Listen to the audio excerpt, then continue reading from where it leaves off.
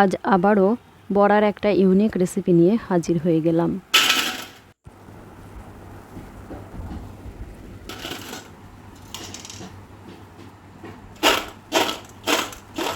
ঘরে থাকা অল্প কিছু উপকরণ দিয়ে এত সুস্বাদু একটা রেসিপি বানানো যায়, না খেলে কিন্তু বিশ্বাসই হবে না।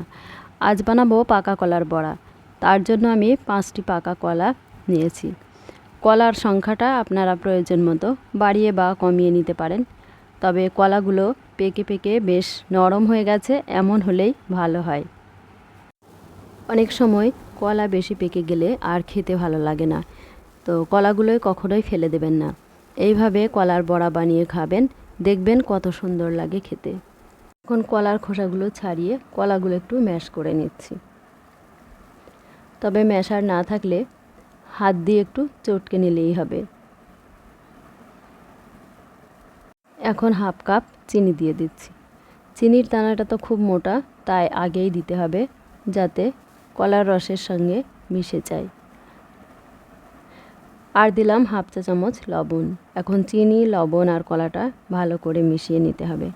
চাইলে এখানে হাফ কাপ চিনি গুঁড়ো করেও দিতে পারেন। সব কিছু মোটামুটি মেশানো হয়ে গেছে। আরও একটু নাড়াচাড়া করে ঢাকা দিয়ে 20 মিনিট রেস্ট রেখে দেব। ম্যাশারের পরিবর্তে এরকম নর্মাল চা চামচ দিয়ে নাড়াচাড়া করে কলা চিনিটা মিশিয়ে নিতে পারেন। ফিরে এলাম 20 মিনিট পর। দেখুন চিনিটা গলে গেছে। কলার বড়া বানানোর জন্য চিনির পরিবর্তে খেজুর গুড় বা আখের গুড় দিয়েও বানাতে পারেন।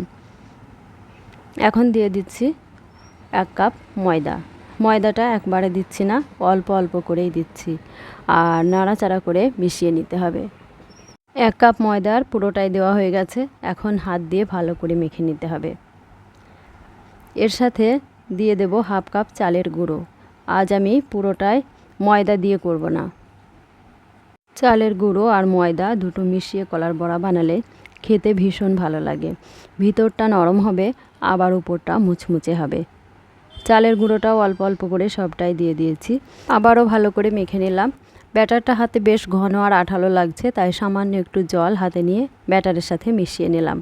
তবে জল কিন্তু একদমই বেশি দেওয়া যাবে না। এখন দিয়ে দিচ্ছি সাদা তিল।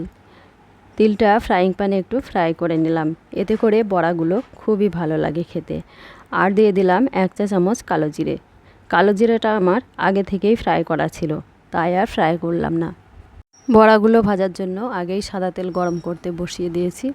এখন অল্প অল্প করে ব্যাটার নিয়ে গরম তেলে ছেড়ে দিতে হবে। তেলটা এই সময় লো টু মিডিয়াম হিটেই রাখতে হবে। আর তেলটা কিন্তু প্রথমেই খুব বেশি গরম করা যাবে না। এইভাবে সব বড়াগুলো তেলে ছেড়ে দিতে হবে। তারপর এক পিঠ হয়ে গেলে একটা একটা করে উল্টে দেব। আমি আরও দুটো বড়ার রেসিপি বানিয়েছি, পাকা আমের বড়া আর পাকা কাঁঠালের বড়া।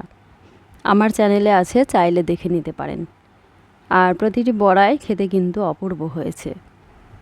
এক পিঠ হয়ে গেছে, এখন একটা একটা করে বড়াগুলো উল্টে দিচ্ছি। কলার বড়াটা চিনি দিয়ে বানালে সাদা হয়।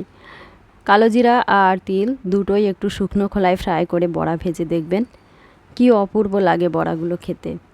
আর সাদা তিল হাতের কাছে না থাকলে কালো তিলটা দিয়েও বানাতে পারেন। বড়াগুলো উল্টে পাল্টে একটু লাল লাল করে ভেজে নিতে হবে। তবে খুব বেশি লাল করাও যাবে না, উপরটা আবার পুড়ে যাবে। এইভাবে একবার কলার বড়া বানিয়ে খেয়ে দেখুন। কলা বাড়িতে এলেই মনে হবে বড়া বানাই। বড়াগুলো ভাজা হয়ে গেছে, এখন ছাকনা দিয়ে তুলে নিচ্ছি।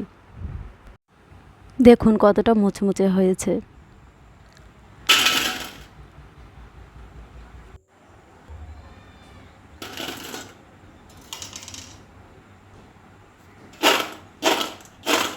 রেসিপিটা ভালো লাগলে চ্যানেলটা সাবস্ক্রাইব করে পাশে থাকার অনুরোধ রইল। সবাইকে অসংখ্য ধন্যবাদ।